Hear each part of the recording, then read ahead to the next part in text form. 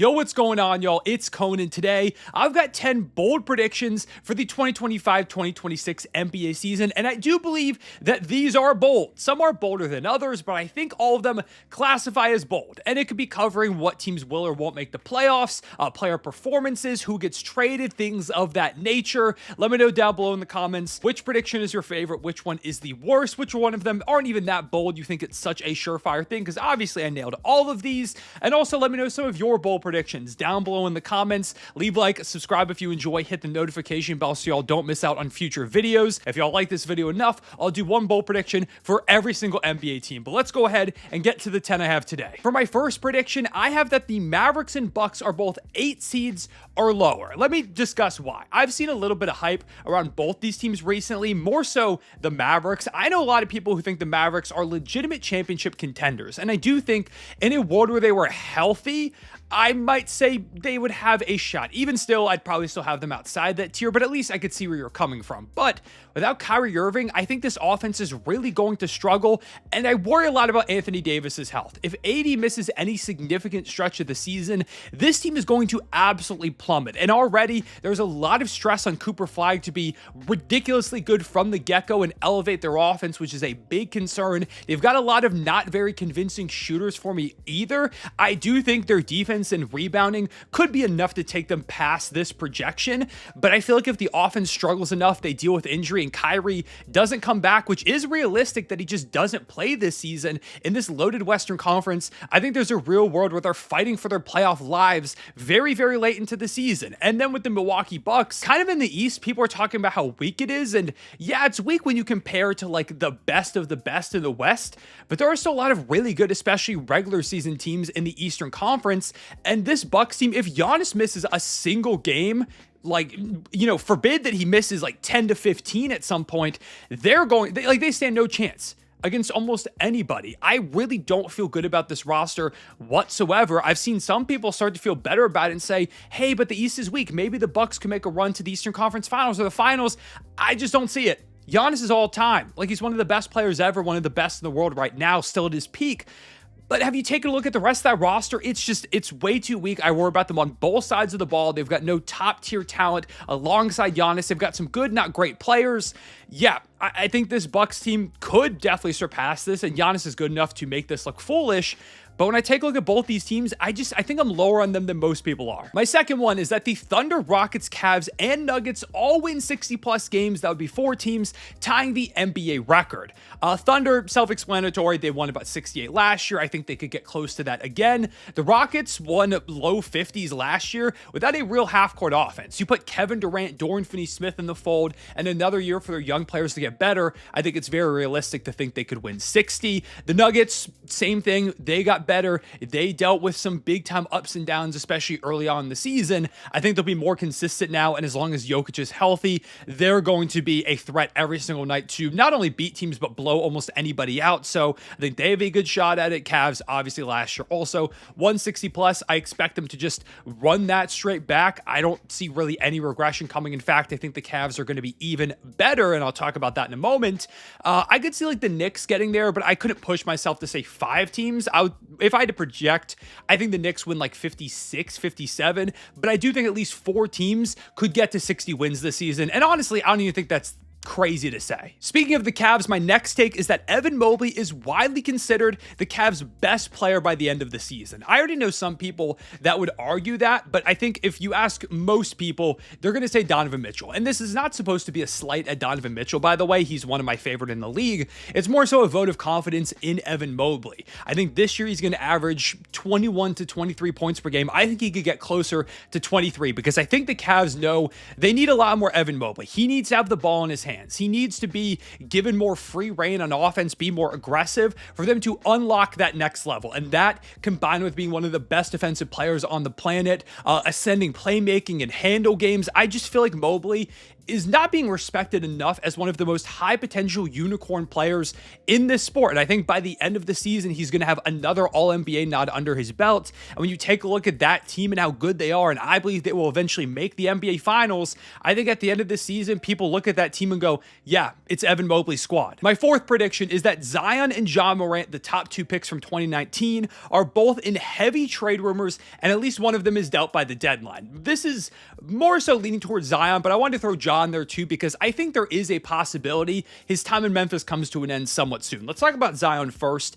I just don't think this Pelicans team is going to be good. If they're healthy, they're somewhat competent with Zion and Herb Jones and Trey Murphy, and Jordan Poole was pretty good last year, and they've got some intriguing young talent. Yves Missi had a pretty good rookie season. Jose Alvarado, it's not a team devoid of any talent, but I don't trust Zion to stay healthy. I don't trust many players at all in that roster to stay healthy, and even if they do, they might be competent, but that's not a playoff team. I don't think they're anywhere close to a playoff team. So when I think about them and, the trajectory they're going, it seems like they're getting younger. Maybe Zion won't be traded by the deadline because they owe their pick by trading up for Derek Queen to the Atlanta Hawks, which still blows my mind that that's a move that they made. But I could see a world where Zion, either he's, dealing with injury and some team buys low, or he's healthy and having a monster season, but the Pelicans are still not very good. And they decide to sell high at the moment where they just feel like they can get whatever they are looking for him and not risk the chance of him being injured and then his value going back down. As for Ja Morant, I also don't know if this Grizzlies team is going to make the playoffs. I think they got worse this offseason. I don't hate their offseason at all. Ty Jerome, I think, is a good pickup. I think Cedric Coward's going to be nice for them. I do think KCP could be a nice addition, but I just don't think they have the top-end talent to compete with the upper echelon teams in the Western Conference, especially like the top 6, 7.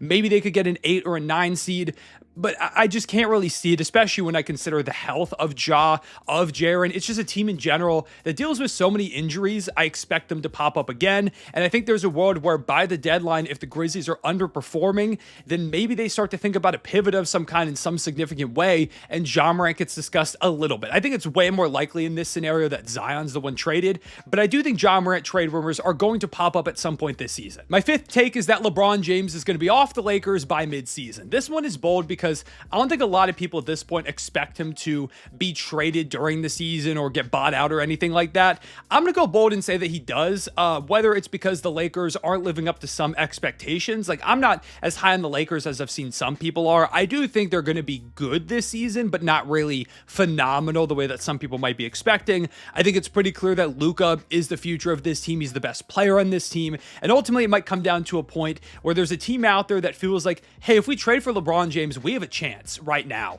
And they've got enough salary to go ahead and make it match. Maybe they've got expiring contracts, and the Lakers, making it known that it's Luka's team if they're not playing that well, or if they feel like they can get better long-term pieces next to Luka Doncic than LeBron, who's got at most probably a couple seasons left, then they could pull the trigger. I don't know. I just feel like we're in for some major LeBron James move. I feel like at some point we're going to see him play for at least one more team. I can't say at least. We'll see him play for one more team before the end of his career, whether it's going back to a previous destination or, landing somewhere new.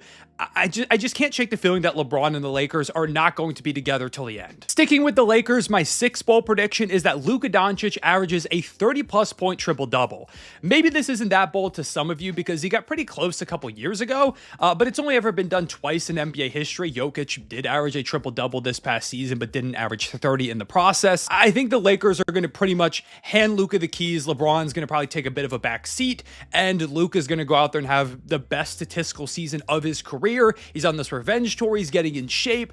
I just think it's going to be a monster Luka season, and he's going to join Oscar Robertson and Russell Westbrook as only the third player ever to average a 30-plus point triple-double. I just think it's his franchise now, so he's going to have the best season of his career. My seventh bold prediction is basically a Kings fire sale. I think Sabonis, DeRozan, and LaVine are all dealt away by the deadline. The Kings just built this team. DeRozan last summer, LaVine midway through the season at the deadline. Sabonis obviously been there a little bit longer, but I just can't see this lasting very long. I think the Kings are so far behind the competition that they're trying to catch up to in the Western Conference. It's not a good defensive team. It's not a good shooting team.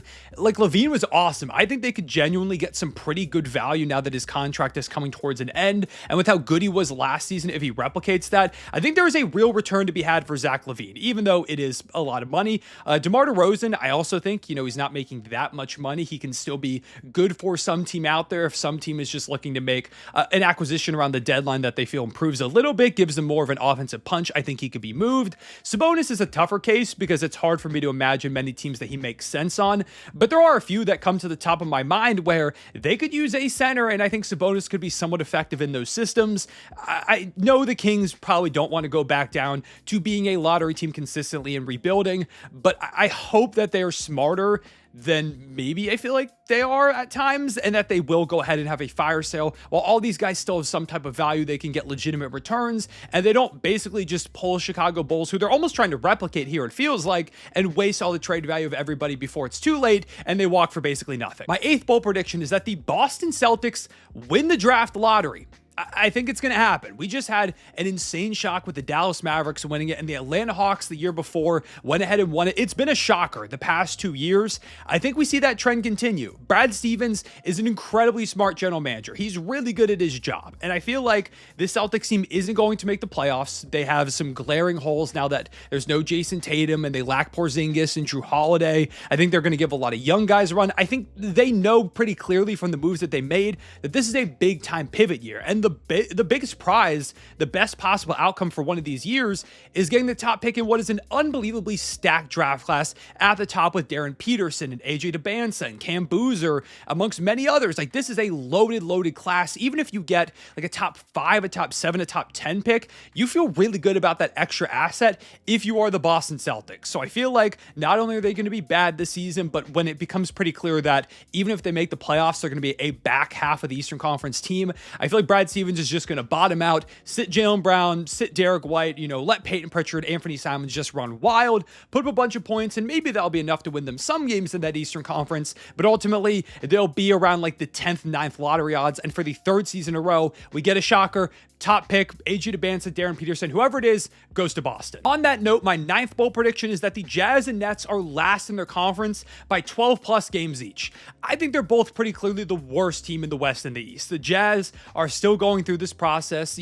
Ace Bailey coming in, Walter Clayton, those guys make them more talented. They're better, but I think everybody in the Western Conference is so vastly superior. If you ask me, I think the Suns are going to be the 2nd worst team out West, but they still have Devin Booker. They still have that all-star, all-NBA caliber player. I think they've got some intriguing young pieces. Maybe they'll be closer to the Jazz than I think, but I also feel like Danny Ainge is probably going to be like, hey, we can get AJ DeBansa, who's like the top guy in this draft, who went to BYU. This is such an obvious roadmap to building this new star in Utah. I think he's going to want to bottom out. As much as they want to try and say they're not tanking anymore, I'll believe it when I see it. And for the Brooklyn Nets, Cam Johnson's gone. Cam Thomas is probably going to be disgruntled if he's back on a qualifying offer because they won't pay him. They don't have a lot of talent. Jordi Fernandez, phenomenal coach.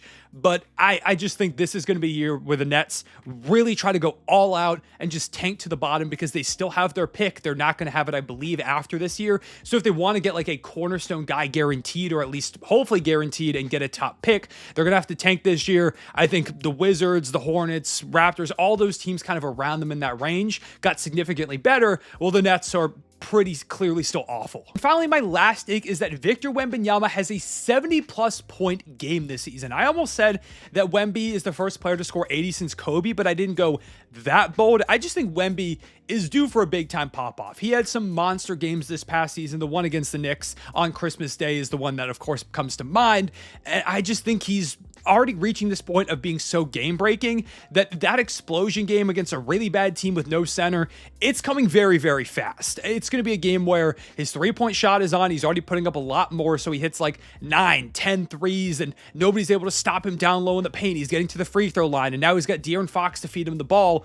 I think when we look back at this season, he's going to have multiple 50-point games. He's going to have maybe a 60 and maybe even a 70. I just think this is the year where Wemby really gets crowned as a top 5 player pretty unanimously. I don't know how high he's going to get quite this season. It might depend on the Spurs and where they go, whether it's making the playoffs or if they're still a lottery team, if they win a playoff series, if they're like the jump team in the Western Conference. Like, I'm not going to make a prediction about where he lands in terms of player rankings, but I do think that Victor Wembanyama Wembanyama is already very, very due for a massive, massive game. I think multiple players could score 70 this season like we saw a couple years ago, but that Wemby will be one of those guys to accomplish that feat. With all that being said, those are my bold predictions. Would love to hear your thoughts down below in the comments. Again, let me know if you want to see that one bold prediction for every NBA team video. I did it last year. Y'all really liked it, so I'd like to do it again, but just let me know if y'all are interested or just any other offseason content y'all would like to see. I know it's been a very slow offseason ever since, it started off pretty hot. So I appreciate y'all sticking with me through that. We will get back to NBA basketball soon. But for the moment, leave a like and subscribe if you enjoyed. Hit the notification bell so you don't miss out on future videos. I'll see y'all later. Real one, say it back.